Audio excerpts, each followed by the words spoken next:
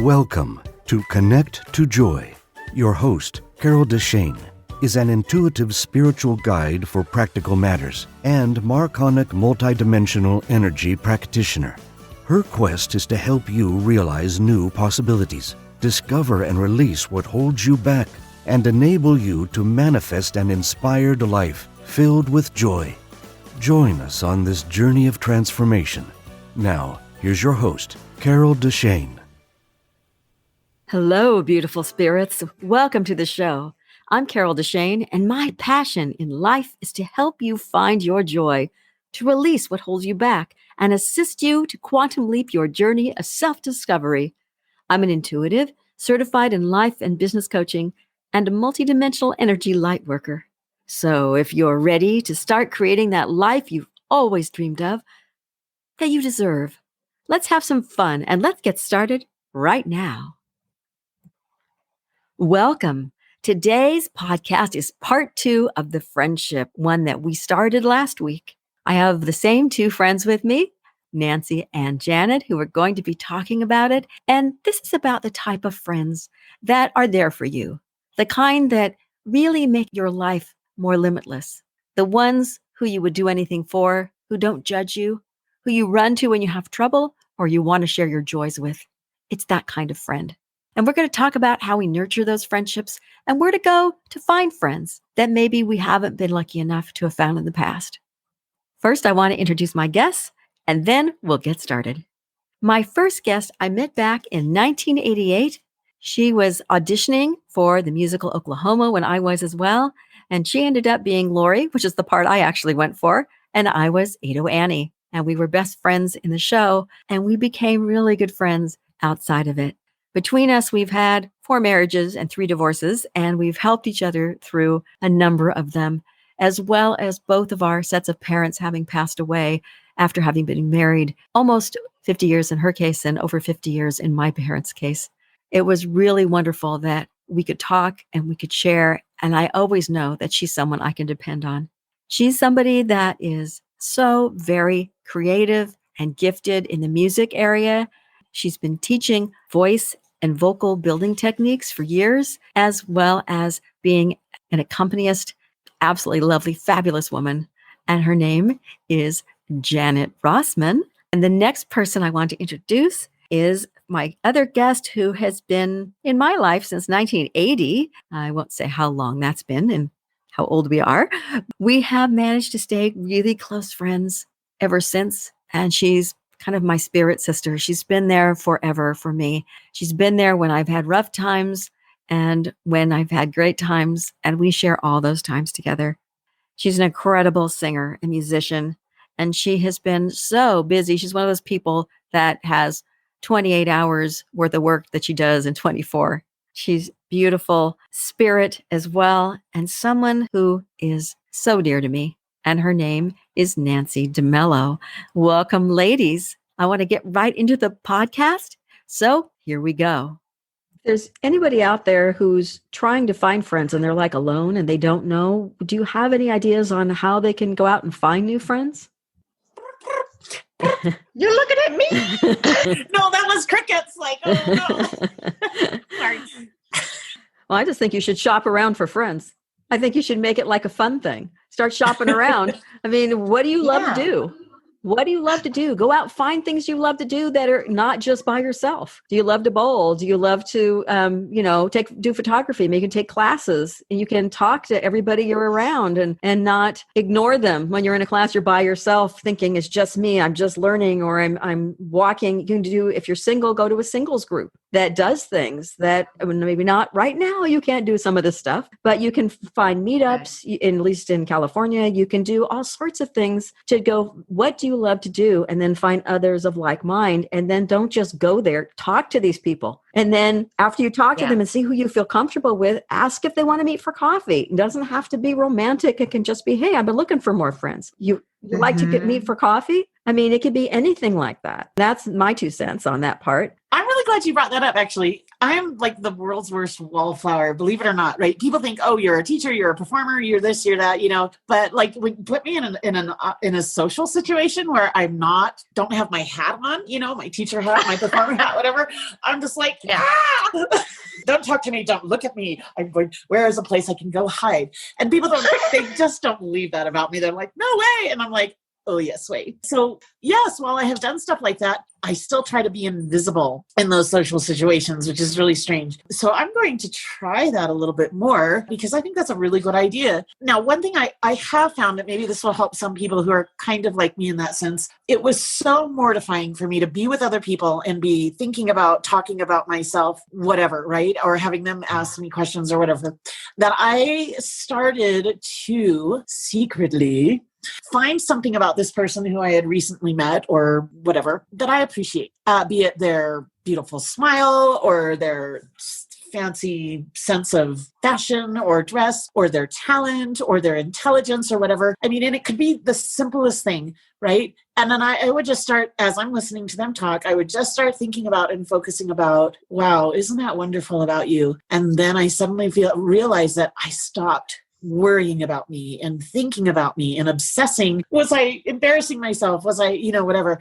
And they also felt better about themselves because they could feel that admiration, that true and genuine admiration, not just, oh, your dress is so pretty today, right? Or whatever it is, right? They all of a sudden start feeling awkward, right? Because it's kind of more in the silence. I mean, you can make compliments or comments, but they have got to be true and sincere, not just something you're spitting out. Otherwise, then they feel really uncomfortable and it's even worse. So that's my little trick. If I ever feel like, okay, I have to open up, that's my trick to not feeling ridiculously uncomfortable and like I want to run screaming from the room, which is how I usually feel. So yeah, it's funny. A lot of performers are that way.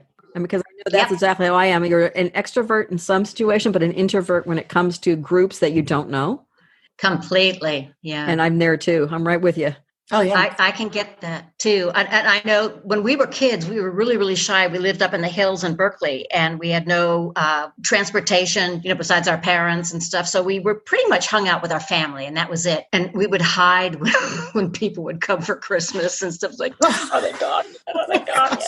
But now what's so cool and what I went through, still being an adult too, is like, oh God, do we have to go here? Oh, it's going to take so much energy to do this, to talk to these people. Mm-hmm. I don't know who these people are. And now probably because, just after being on this earth for a certain amount of time too, now it's like, who is this person? I'm fascinated by them. And Nancy, like you, I'll check out this person. Who are they? Tell me more about it and then I get lost. I'm not worried about myself or, how I'm feeling. I'm like, wow, this is so cool that you become genuinely interested in that person. And you just, wow, you can't wait to go to the next party.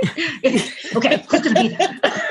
Well, and I find for sometimes if you need to be prepared ahead of time, going, that you can think of a couple things about yourself that you can even practice talking about and then let it go. Right. Just at least that way you've got something in the back of your head of what you want to share with people so that you don't go in all worried that you go, okay, if I have to, I can at least know, okay, this piece I'm comfortable with. I can talk about this. I can talk about that. But then when you get there, start being more interested in the other people, what they have to share. And then when they ask you, well, what about you? You already have it in your mind somewhere what you're going to say rather than then going, oh, now I said something stupid, Yeah.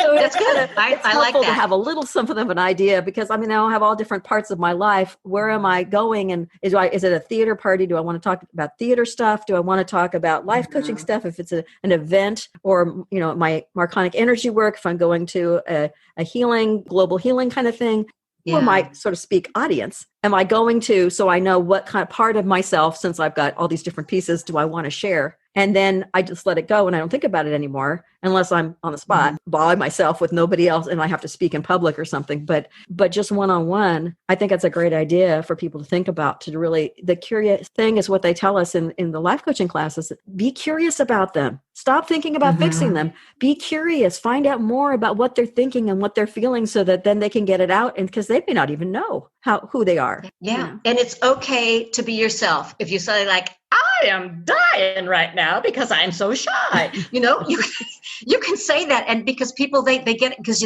you're being real and saying, you know what, I feel the same way or something. And so just speaking like where you are at the time, what your emotions are, something that it works better because people feel that you're talking truth, like I need help right now.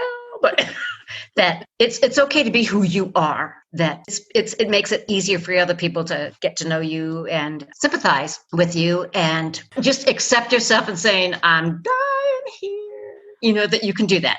And somebody's going to be, I feel the same way. It's going to be good. I know at parties I've said that where I've gone, I said, I'm so glad there's just two of us here in the corner talking because I don't know you and that way I can get to know you. And I don't want to go out there and talk to everybody. And they'll go, oh God, I feel exactly the same way. Thank goodness I have somebody to talk to so I don't feel all alone sitting there like a wallflower by myself with two flowers growing instead of one. Mm-hmm. I'm looking at one of the questions I had thought about asking, and I guess we kind of covered some of it, but I thought maybe you might have something to add to it about, is there something specific about having a friend that's a true friend that makes your life better? How does it make your life better? Anybody? Wow, that's a deep question. It enhances the life you already have. It makes your life bigger. It nurtures you, having friends like that you're kind of along the same line. You're maybe in the same kind of level of evolving or spiritually or intellectually or what. But it's like you have somebody, you become a bigger person. You have these friends that they are part of your life. They're part of you. I don't know, that's hard to answer, but I cannot imagine going through life without the friends that I have, being able to deal with things, good and bad. And I think it could be more of a female thing. Now I hope it becomes more of a male thing too for guys to have these kinds of relationships, because they help you get through things and you help them get through things, and you all share the experience, and it just makes life bearable sometimes. It makes it richer too. Yes. And especially if you're single, like I am, that when you don't have friends, then you're really, truly alone, because I don't have any family except my sister. So therefore, when it comes to family, I think of my friends as my family. And when you can get that close to them, that's what makes your life richer and better and kind of makes it sparkle more. You have more joy because of that. You have anything you want to jump in there, Nancy? Well, I was just thinking, it's just no fun to experience something by yourself. I mean, well, it can be, right? But, you want to look over to the other person and slap them on the shoulder and laugh together or get excited about, whenever the first thing for me, when something exciting happens, I want to call my friend and tell them, I want them to share in that joy and that experience with me, and when two people are experiencing joy together or comforting each other for sadness or whatever, it just amplifies it beyond measure. It doesn't double it. It exponentially, well, go ahead and go there. It exponentially makes that situation, that experience better. I mean, it's just, even thinking about going to Vegas when we went as a group for your birthday or whatever, if I'd gone by myself, I'd have been like, okay, that was fun. But really when you have everybody together and you're sharing that energy, that's what life's really all about. I think as human beings, we are very social creatures, and I just don't think we could do it without each other. I really don't. And I still have that picture of at Quark's when we were at the bar that was I have it too. with all of us just there. And it just every time I look at it, even if I'm feeling lonely or anything, I look at it and I go, wow, I am so lucky. I do love that picture. When I come and visit you, the listeners don't know that we live in different states now per se, but when I come and visit you and I see that picture, it just brings so much joy and memories back, right? Those moments that we share, even if we are far apart and they are far and few between, boy, they sure are lasting. Yeah. And it's funny because that's one of the top 10 things I would grab. The picture of my family when we were on board a ship, one of the last times that we were doing well together. My dad, who had Alzheimer's before it was full blown, and all four of us were there. And the one at Quark's, they're right next to each other in my living room. And those two would be things I would grab. I love it. More than my photo albums of the rest of my life and the rest of all the family's lives, because those mean the most to me. Those are moments I remember, not like people from way back in the day. It's people that I never met. It's nice to have that, but I never look at those. So the ones that are the most important are the ones that I experience. So when I'm really, really old, I can look at these and remember. You'll be younger than me. But you are already really old. Oh, no, I'm just kidding. Oh. I can only say that. Ooh, Nancy, I'm going to get you, woman. It's a good thing we don't live in the same state. Yeah. I'm coming for you. Okay, so on that note, why don't we move on to the last question that I had planned for today, and then we can wrap it up or talk about a few other things if we have other things to share. So what 2 things, or even just one thing, do you want people to remember about being a good friend? I think I'm going to start just because that gives you a second to think about it. I think that one of the things is, like any relationship, it takes time and it takes effort. So you have to make it a priority if you want to nurture friends. You need to realize that you can't leave them for years and never talk to them unless you've been there for years already and both of your lives are super busy. But you have to at least check in and remind them you're there, that you love them, that you still are a friend. When times are tough, then you'll talk more, or when times are great, maybe you'll check in more. But the right person, it's really worth taking that time. It does make your life better. And that's something that you need to remember when you're wanting to make someone a friend. You can, especially when you're at the beginning, it's like, well, call them once in a while. Check in with them, see how they're doing. Don't let months and months go by because you're not going to get close. Decide what's important to you, if it's to make it a priority or another. And then the other thing is that to think about what you want in a friend and then to give out that same kind of energy. If you want someone who's there for you, then you need to be there for them. If you want someone that's going to be lighthearted and fun, then you can't be the one dragging everything down all the time. You need to put out that energy and say, hey, this is who I'm looking for. It's like when you're looking for a partner in life, you want somebody who's honest and sincere, then you better be honest, or it's not going to get you very far. And there are certain things that you should be in order to attract that person that you want. And I think it's really worth the effort because look what I found, 2 fabulous people. So, hey. And what we found. Carol, you're definitely, I think, taught both of us that lesson long, long ago. Because my mother used to move around constantly. I couldn't even tell you how many schools I went to. It was definitely more than a dozen, and I only went for a dozen years. So, when they say, who was your second grade teacher? It's like, well, I think there were 3 of them. But, wow. And so she would just leave people behind.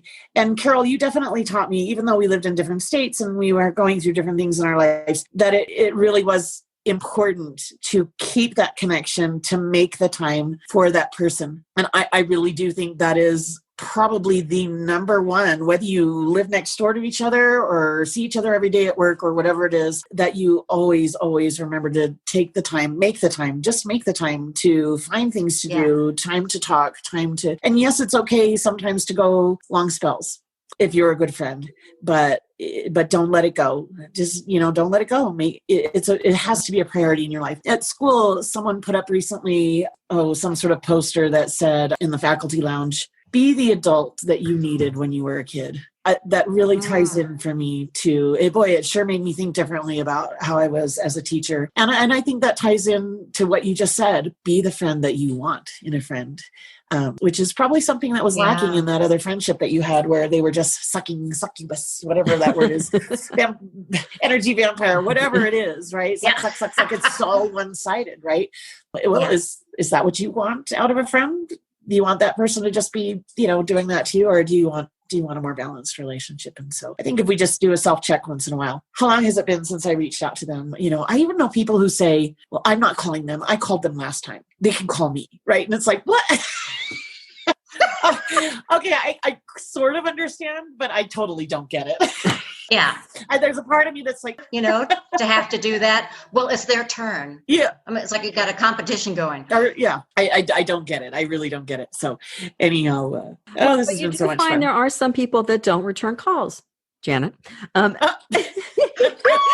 Because I know in the past you get so busy, and certain people do. Their lives are so busy. They're so prioritizing what they're doing in that moment. It's like we don't live near each other anymore. So sometimes I would feel like I was bothering you because I was calling you like once a week, once every other week, going, she's not getting back to me. Her life is busy. But then you start going, well, maybe I won't call for a while because I feel like I'm pushing it too much. And so, when you're not there, you're not available, I leave a message. It's like, okay, I'll just email now and then I'll stop. And then eventually you get back to me and it was like, oh, there she is. Okay. And usually it was right after I said, I think I'll step back. I'm not going to be pushy anymore. And then I think the energy shifted for you. And all of a sudden you'd call me and it was like, well, that was Carol, I'm so sorry. That was so weird. So, but I'm just saying sometimes it's worth it to take that effort, but not to be so pushy that you're calling every single day unless it's a problem. And you're going, are you okay? What's going on?